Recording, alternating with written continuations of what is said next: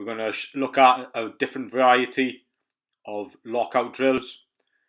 This is more of a top-end speed running drill, although it is good for the athlete in their warm-up just to mobilise their hips, so we're getting that athlete that hip lift, but also it's forcing the athlete to maintain that good upper body posture which we want in our acceleration. This variation is just called a straight leg lockout, where as you can see the athlete is just stepping and just make sure they're striking under their centre of mass, keeping their heels off the ground and reaching up with their opposite leg. This ensures that they get the pelvic lift to one side. This progression just being a normal walking lockout, where the athlete just does exactly the same but flexes his knee.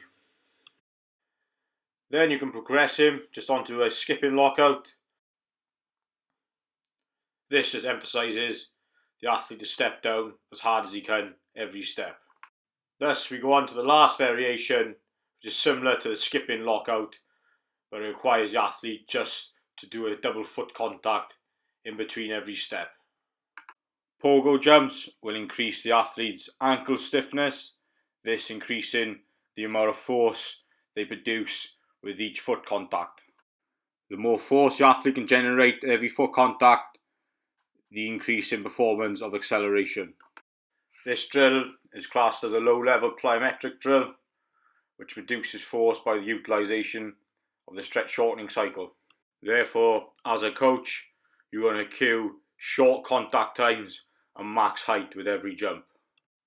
Also ensuring the athlete strikes on the balls of their feet every time, by there being an active dorsiflexion on the way up and an active plantar flexion just prior to foot contact. This prepares the ankle complex prior to foot contact and creates this ankle stiffness that we are looking for, which is going to enhance force production.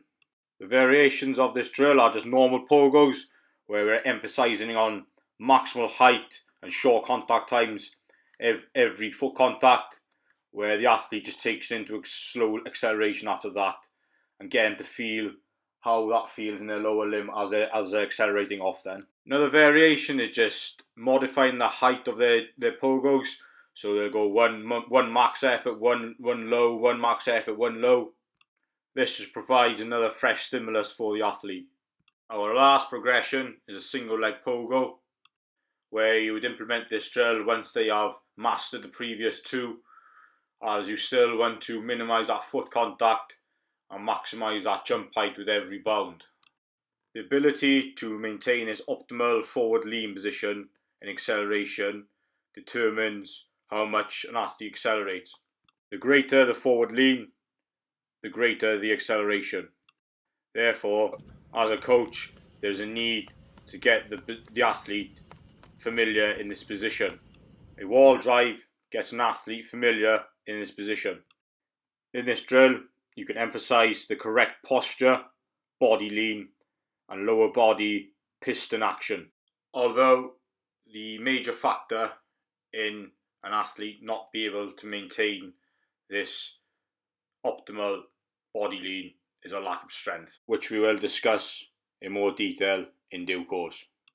A no-arm acceleration gets the athlete to emphasise on their knee drive and this piston action of the lower limb, by also getting them to maintain this optimal body lean.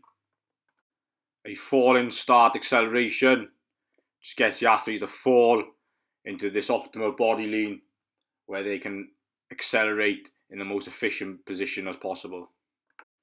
With this drill, we'll try and put everything together, so all the drills we've done prior to this, for them to most effectively accelerate.